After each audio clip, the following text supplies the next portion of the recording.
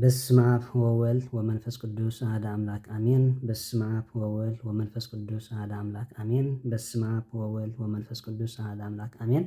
ሰላም መፍቀርቲ እግዚአብሔር አምላክ ከመይ ሓዲርኩም ከመይ ውዕልኩም ከመይ ኣለኹም? እሺ ከም ባዲ እግዚአብሔር አምላክ ሓንቲ መዝሙር ምስጋና ክዝምሬ ንዓይ ዝዝምር ልሳን ማን ቀልዘኒ ወትሩ ኣብታት ገብርዋ ንሕልና ጸሎትኩም ዝዘክሩኒ ከመስግን ኣነ ስትብል መዝሙር ብስም ስላሴ አሚና ንሓቢርና እንዘምር። ከመስግን ኣነስ ማርያመይ ክብልየ ንኽብራ ክዝምር ከመስግን ኣነስ ከሰንፍስ ረጊኤ ልበይ ከስራስር ከመስግን ኣነስ ማርያመይ ክብልየ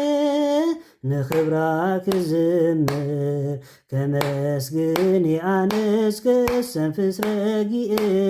ልበይ ከስራስር ከመስግን ኣነስ ማርያመይ ክብልየ ንኽብራ ክዝምር ከመስግን ኣነስ ከሰንፍስ ረጊኤ ልበይ ከስራስር ከመስግን ኣነስ ማርያመይ ክብልየ ንኽብራ ክዝምር ከመስግን ኣነስ ከሰንፍስ ረጊኤ ልበይ ከስራስር ካብ ጽጋ ጽጋ መሊኤ ንጋረይ ይስጉም ኣኽላ ስርኣውያት ልበይ ተሰረባ ዕንተይ በኣኣ እበዳ ስውር ዘይርአ ሓዘን ውሽጢ ውሽጢ መዕቀን ኣልቦ ኣፈይ እንተስከተስተ መልኪታ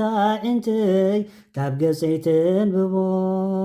ናዛዚት ሕዙናን ድንግል መብርሃን ብምሕረት ክረቢ ሕይወተይ ንምድሓን ከመስግን ኣነስ ማርያመይ ክብልየ ንኽብራ ክዝምር ከመስግን ኣነስ ከሰንፍስ ረጊኤ ልበይ ከስራስር ድምፃን ክናፍቕ ኣብኣ ቤተይ ኮይነ ይሕሉ መምፅኣ ክብረይ ግርማይ እንድያ ስልማት ናይ ቤተይ ሸነን ዝብል በኣ ትኑግ ኣኽሊል ጓሂ ልበይ ከይድፍኦ ሰላመይ ከይስሑ ስማት ወሪቐሲ ልምን ኣምላኸይ ከንብረኒ ብትፍሑ ኣነ መንኮይነ ኣብ ቤቱ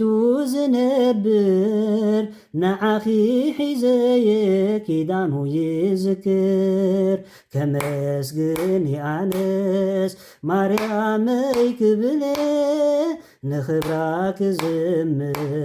ከመስግን ኣነስ ከሰንፍስ ረጊኤ ልበይ ከስራስር ዓለም ልቢ ጌራ ከይትልግስ ፍቕሪ ከይምቅር ደሃያ ከይልምልም ሸኻኣ ከይዛርማያ መሪሩ ፀሓያ ስምዒ ኣነብሰይ ልሳን ክሞግጢ ሰምሰም ግደፍዮ ሓታት እንተመፀስ ክፈልፀ ሓይኪ ማርያም ኣበልዮ መብራት ናይ ቤተይ ቀንዴል ብርሃን ባና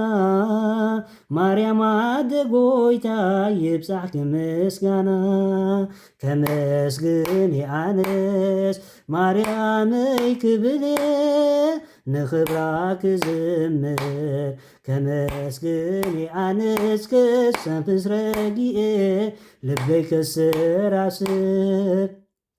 ኣብቲ ደም በሰላም ትመኣዲ ሕይወት መንያት እንግዶ መንያ ኪዳን ምሕረት ከርሳ ዝተቐበ መድሕን ክውለዶ ማርያመይ ክብልየ ከመስግን ኣነስ ከይሕዘለይ ልባ ሰብ እኳ ዝምስገን ይትረፋ ደመትህን ዘይወዳእ ህያባ ምስጢር ሰላም ጉዕዞይ ምሕረት ክይድንግል እነሆ ደው ኢለ ውዕለት ክይነግር ናዛዚት ሕዙናን ድንግል እመብርሃን ብምሕረት ክረቢ ህይወተይ ንምድሓን ኣነ መንኮይነየ ኣብ ቤቱ ዝነብር ንዓኺ ሒዘየ ኪዳኑ ይዝክር መብራህቲ ናይ ቤተይ ቀንዴል ብርሃን ባና ማርያም ኣደ ጎይታ ይብፃሕ ከምስጋና ምስጢር ሰላም ጉዕዞይ ምሕረት ክይድንግል እነሆ ደው ኢለ ውዕለት ክይነግር ከመስግን ኣነስ ማርያመይ ክብለ ንኽብራ ክዝምር ከመስግን ኣነስ ከሰንፍስ ረጊኤ ልበይ ከስራስር ከመስግን ኣነስ ማርያመይ ክብለ ንኽብራ ክዝምር ከመስግን ኣነስ ከሰንፍስ ረጊኤ ልበይ ከስራስር ኣሜን ኣሜን። ስለ ቅዱስ መዝሙሩ ዝኸበረን ዝተመስገነን ይኹን። ዝነጠበን ዝወደቐን ብኣፍ ትጉሃን መላእኽቲ ገይሩ ይተኣረመለይ። ንዓይ ንድኹም ሓውኹም ፀኒልኩም ስለ ዝሰማዓኹምኒ እግዚኣብሔር ኣምላኽ ወትሮ ኣብታ እትገብርዋ ንሕልና ጸለትኩም ፀኒሉ ይስማዕኹም። እግዚኣብሔር ኣምላኽ ከም ብዝሒ ኣበሳይን ሓጢአተይን ከይተፀየፈ ነዛ ሰዓት እዚኣ ህሉ ገይሩ ነዛ መዝሙር ክዝምር ዘብቅዓኒ እግዚኣብሔር ኣምላኽ ዝረዳእንን ወትሩ ይኽበር ይመስገን። እሺ በታ ድኽምቲ